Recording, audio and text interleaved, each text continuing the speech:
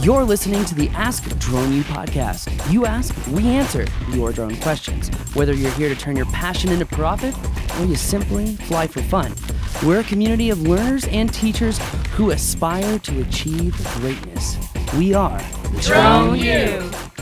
Hey everyone, and welcome to another awesome episode of Ask DroneU. My name is Paul. And I'm Rob, and you're listening to episode number 422. Thank you for being with us. We appreciate it very much. We do. Yeah. Today's podcast is really going to be an informative one, though. We're not kidding, because today we are talking about maintenance logs. Important stuff. Definitely Gotta important do it. stuff. And I have a feeling most people aren't doing it. Yeah, I don't think so either. But we're going to go over some tips and tricks today that will really help make it easier. Although I found it funny because the FAA, as a part of 107 says, you're supposed to follow along the proposed scheduled maintenance that your manufacturer provides to you. Right. But there's nothing about logging anything or writing down or keeping records. It's just, hey, here's some things that you guys should look at.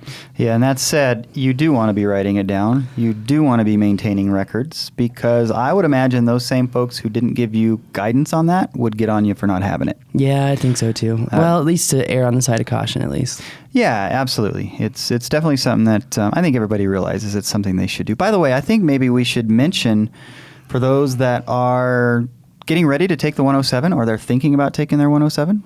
We have a class coming up, right, Rob? We do have a class coming up. It is October 8th and 9th in Denver. Woohoo! Yeah, very cool. We love going to Denver for all kinds of reasons. It's a cool place. Not the brownies. That is not what I'm saying. Rob. What really is the case is that Rob was caught stealing Rogaine in a Denver shopping market. So it's I'm sure it's believable, but it's not true. I'm just trying to say it so everyone will believe me. I know it's not true, but we do love Denver. We're very excited about it. It's going to be our second class. The first one was in California, as many of you know. We're also going to be streaming this one live, just as we did California. And we'll have the same crew. Ted will be there with us, correct? Yep. It should be a good time. I'm hoping that I can have the DroneU Elite course set up by then, but we'll see. Yeah. I know that's been a topic of discussion. Yeah, you kind of stirred things up with that idea, I Paul. saw your email, and I didn't mean to do that at all. But I want to be able to have, a group that we can call on and be like, news team, assemble! And just be like, have drone pilots from all over the world and know which ones we can count on. Buttery smooth footage and send them jobs just like we've done in the past. That is one of the things that excites me the most about the community that's building, is that because we do get a lot of contacts for people that need drone work done. It's true. To be able to share that with our members that makes me happy. I'm glad it does. I'm excited to get to that point where it's more systematized and we have more elite members, perhaps. Yeah. And by the way, everybody, if you're wondering about elite and if we were to do something like that, what would it do to our normal membership? That is not talking about getting rid of our existing membership structure. Yeah. That's true. So, by the way, Rob, don't get too excited. If it lasts more than 4 hours, you should probably see a doctor. Oh, my word. Let's go ahead and play today's question on that bombshell. Hey guys, new member here, been member about a month and a half or so. I've got a question in regards to maintenance and maintenance logs. A couple of questions. How often should you be doing maintenance on your drone? And what parts should be inspected so that we can comply with any Part 107 issues, or if the lowly FAA wants to come sniffing around our back doors? A very important question. And again, as we alluded to, it's something that I think probably doesn't get the attention that it should from an individual pilot perspective, but hopefully that's changing, and hopefully we're a part of making that change. And I think the question, Paul, about how often, I think there's a couple ways to look at that, right? Yes. Because you've got people who are flying frequently or often, and those that aren't. I mean, but just because you're not flying doesn't mean you shouldn't be doing an inspection, because That's correct. Things can happen even when you're not flying. So you can look at it in terms of time, as in the clock, but also hours spent flying. I mean, there's different ways to look at that and different ways you should look at that. Definitely. Yeah, no, there's a lot of information. There is a lot that you should be doing. Again, you make so many good points. Whether you're flying a lot or whether you're not flying so much, you still have to be aware of this stuff. And, having records of it really does make it easier. If you did attend one of the DroneU classes on 107, we gave you a logbook so you can log all of your flights nice and easy, so that if the FAA does ever say, hey, I want to see that you did those pre-flight checks and I want to see your flight log, you can say, oh, okay, here it is. And by the way, I think when that would come into play is if something were to happen. There was an accident, you're involved in something, and you don't have those, just think of that as one more thing they have against you. Yes. And what I do is I use my logbook, and anytime I change my props or make any changes, I normally just use the line below my last flight and say, like, did maintenance replace props and date and time that it was completed. Right. We do have a maintenance log on the DroneU site, and you can use that as an addendum to the logbook itself. But, to answer his question, how often should we be doing these pre-flight checks? DJI, for the Inspire 1 on the maintenance manual, recommends 200 flights or 50 flight hours. Wow. So 50 flight hours or 200 flights. Now, I will say this. I do my maintenance checks a little bit more frequently than that, but there are a couple things. In fact, I'll never forget this. Keenan came up to me in the class, and he's like, I was doing my pre-flight check about a week ago, and I noticed that the screws that mount the props were getting loose. And I was like, oh, yeah, that happens. And he's like, well, yeah, but you didn't say anything about that in the DroneU community. I'm like, oh, no, but it's in the Don't Crash course. So it is in the Don't Crash course, and it is something that we've talked about in multiple podcasts. It is. So let's go over really quick, what does the FAA require? Before I go, into the Inspire 1 maintenance manual, I just want to clarify really quick, what does the FAA require? And here's the beautiful thing. You hear this, Rob? That is our Part 107 Drone Certificate Study Guide. But also, this is really good because if you do keep this around, it has a lot of other stuff in it. So if you're like, I'm operating and I'm wondering, what does the FAA say about this? You're going to have your book with you. Right. And you can just pull it out and reference it, and it's right there. So, all right, from the study guide, let's talk about SUAS maintenance and inspection. All right. Section 107.15 requires the remote PIC to perform checks of the UA prior to each flight to determine if it is in a condition for safe operation. This chapter provides guidance on how to inspect and maintain your UAS. So SUAS maintenance includes scheduled and unscheduled overhaul, repair, inspection, modification, replacement, system software upgrades of the SUAS, and its components necessary for flight. Whenever possible, the operator should maintain the SUAS and its components in accordance with the manufacturer's instructions. The aircraft manufacturer may provide the maintenance program, or if one is not provided, the applicant may choose to develop one. See paragraph 735 for suggested benefits of record keeping. There's pretty clear. It is pretty clear. Anyway, let's talk about scheduled maintenance just really quick. The SUAS manufacturer may provide documentation for scheduled maintenance of the entire UA and associated system equipment. There may be components of the SUAS that are identified by the manufacturer to undergo scheduled periodic maintenance or replacement based on time and service limits, hours, cycles, and or calendar days. All manufacturer scheduled maintenance instructions should be followed in the interest of achieving the longest and safest service life of the SUAS. And that makes a lot of sense, frankly, that they would put it that way, because a lot of the maintenance elements are going to be specific to the drone. Definitely. So that makes sense. Going to be specific to the drone. Right. Now, if there is no scheduled maintenance instructions provided by SUAS manufacturer or the component manufacturer, the operator should establish a scheduled maintenance protocol. This could be done by documenting any repair, modification, overhaul, or replacement of a system component resulting from normal flight operations and recording the time and service for that component at the time of the maintenance procedure. Over time, the operator should then be able to establish a reliable maintenance schedule for the SUAS and its components. So exactly what I just said is what the FAA says you should do if you do not have a scheduled maintenance protocol, which DJI says, here's your maintenance manual, but there's no protocol. Like, when you get your maintenance schedule with your car, which most people would be like, you get a maintenance schedule with your car? Yes, you do. It comes in your, what do you call that thing? The thing that's in your glove box, your handy dandy, like operator's manual. Operator's manual, I think, is Yeah. probably what it's called. Yeah. Well, in mine it goes over what to do to my car every 20, 40,000 miles. Yeah. Which I passed the last point that it said to check everything like 100,000 miles ago. So Like your car should not be running anymore. that still looks great too.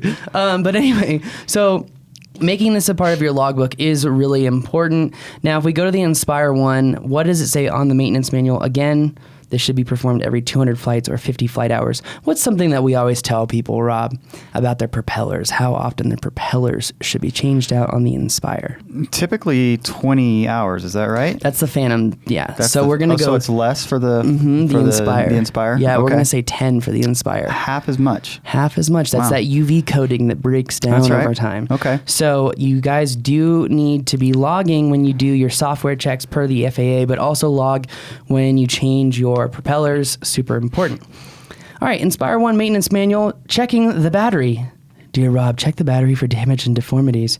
If there are any signs of damage to the battery, stop using it and discharge the battery to 10% or below for disposal. Do not disassemble the battery for any reason. It says check battery pins, rub them clean with an eraser if residue is observed, check the metal battery power connectors for damage, check the contact pins in the battery compartment to ensure the pins are clear, check the electrodes on the battery. That's interesting. If they appear burnt, polish them with sandpaper. What?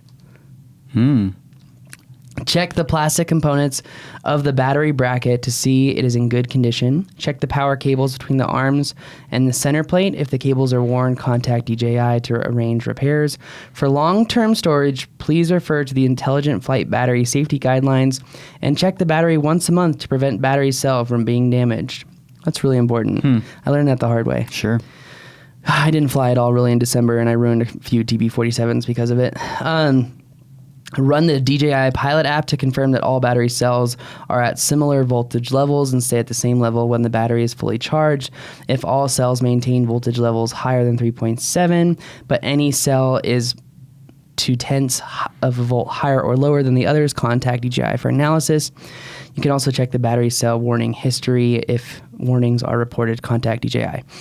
Checking the transformation system. Check the servo motor cables for wear. Also confirm the connection points are still in good condition. Check the lead screws and contact DJI support if arrange repairs. To arrange repairs, if any bending or damage is discovered, clean the lead screws with WD-40 spray if they show signs of rust. Listen to the servo motors during transformation. If there is abnormal noise, it may indicate that the servo motors are worn. After the landing gear rises, check the lead screws and bearings. If any dirt or dust is found, clean and grease the bearings. So something I saw Vic do during his filming of his class is he had this and I used to see it when they would clean your ears out. They would put it in your ear and then like suck everything out. Yeah, it's lovely. He did that for his camera sensor, but I think another thing that we should be doing on our drones is using something like that or a small vacuum to just take the dust out of everything. Because I know my Inspire one's pretty dusty. As opposed to the blower, the canned air that you can get. Yeah, and that may be necessary for some of those hard to reach areas. Right. But I would go with vacuum first. Okay. So checking the aircraft, confirm that all screws are still adequately tightened. Now remember, on your propeller, well, I guess they wouldn't be called casings, but they're like mounting plates. Right. You need to make sure that those screws are tight about every 10 batteries you use. It's really, really important. And don't over tighten them or tighten them too often because you'll wear them down and you'll never be able to pull them out. How would you describe how, I don't know if we can do this, but I think we can try, how that should feel?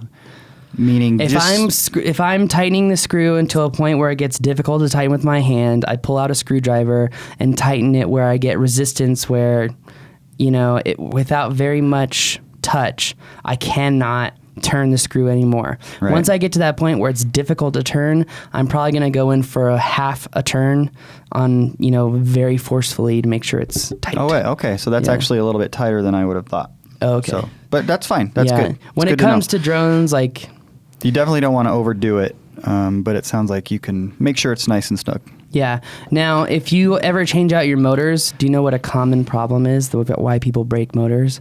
They over tighten the screws that mount the motors to the motor mount. So, right.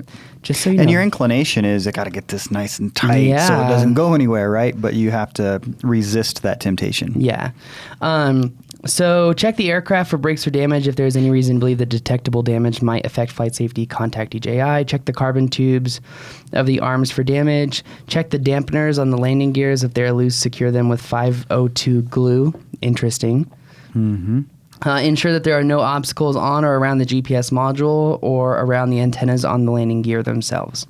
Remove any obstacles, such as tape or conductive material. Check that the right and left landing gear rest at the same tilt angle. Checking the motors here. Check the motors to confirm they have not become loose. Detach the propeller, start the motors. Listen carefully. If there is any abnormal noise, please replace the motors. Detach the propellers and start the motors. Carefully examine the edge of the rotor and confirm that the shaft is perfectly centered on the motor. Check for any abnormal or excess vibration. Check for deformities by confirming that the gap between the motor and the motor base is even. If not, contact DJI support. Ensure that the screws used to secure the motor base are tight and the plastic components around the motors are in good condition. Checking propellers. Check the propellers. If there is any bending, breakage, or cracking on the propeller, do not use it. I think a better thing to say is if you hit anything with the propeller, including lots of bugs, not like little bugs. I mean, like you hit some sizable bees or something and you hit 10 or 15 of them, replace the blade. If you hit a tree, a branch, grass, replace the blade, period. Yeah. Because if it becomes out of balance, you're going to lose the whole And they're so inexpensive. copter. Relatively speaking, they're very inexpensive. Yeah, they are. They are very much. Going back to DJI's list, attach the propeller to the motor, turn on the aircraft, place it on the ground, stand 1 meter away from the aircraft, and observe the rotating propellers. If you can see two distinct propeller outline layers when looking at a spinning propeller from the side, this propeller is damaged and should not be used. That's interesting. I think they're talking about the blade tracking and bending, but I could be wrong. Checking the IMU, open DJI Pilot app to check the condition of the IMU and perform an advanced IMU calibration. Please place the aircraft in a cool environment on a flat, stable surface. If the landing gear is damaged, support the aircraft with 4 objects of equal height. Now, here's something that they don't have in the maintenance guide. We have pointed this out before. It's not in the FAA guide. This is really important. If you ever do a firmware upgrade, what are you supposed to do? Calibrate. IMU calibration, compass calibration. That is right. That is not in here. It needs to be in here. That's really important, FAA. Anyway. Secondly, under checking the IMU, turn on the aircraft and listen for any abnormal noise or vibration from the fan located on the front of the aircraft. Okay, checking the control and video transmission system. Check the 4 antennas on the landing gear to ensure that they are secure. Also check for any bending or damage. Check the antennas on the remote controller for damage. Check the neck strap for damage or wear, replace if necessary. Checking the gimbal and camera. I feel like I'm just going down the list here. Oh, wait, I am. Well, we are, yeah. Yeah. The quick mount connector for the camera is a particularly vulnerable component. If the gimbal fails to initialize when turned on, fails to work after initialization, or fails to transmit video to the app, the quick mount connector may be worn. In this case, replace the rubber mat, circuit board, and or connector on the gimbal quick mount. Number 2, that's probably something I should replace since I have so many hours on my bird. Check the metal contacts on the quick mount connector board. If any contact is bent, replace. Check the contact pins on the quick mount connector board. If there is any dirt, rub it clean with an eraser. If any contact pins are worn out, they should be replaced. Confirm that the gimbal is able to properly stabilize itself. Listen for any abnormal noise from the fan when the gimbal is turned on. Checking VPS. Check that the lens on the camera is clear. If any dirt or residue is detected, gently clean the lens. Check for and remove objects that might block the sensors. Ensure that the vision positioning system is securely installed on the aircraft. And lastly, detach the propellers, turn on the aircraft, hold the aircraft 1 to 2 meters above the surface with rich patterns under good lighting conditions.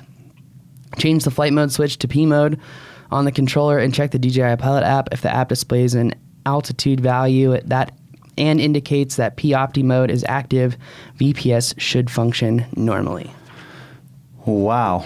I feel like even though that may have sound thorough, I feel like there's a lot that wasn't discussed. Okay, can you go boom, boom, boom? What wasn't discussed in your mind? One of the things, again, I just want to say this, is the propeller mounts, how often propellers should be used, how many hours. I think that's really important. Other things to check, let's see. What about stress fractures, those kinds of things? Stress fractures are a big deal, but one of the things too on your remote, if you've got a break or a fracture in the antenna or the mount, that could be causing problems. Also, if you've got a video link problem, that could also just be the app itself. That's kind of, that could throw you for a loop. But I think that was pretty good.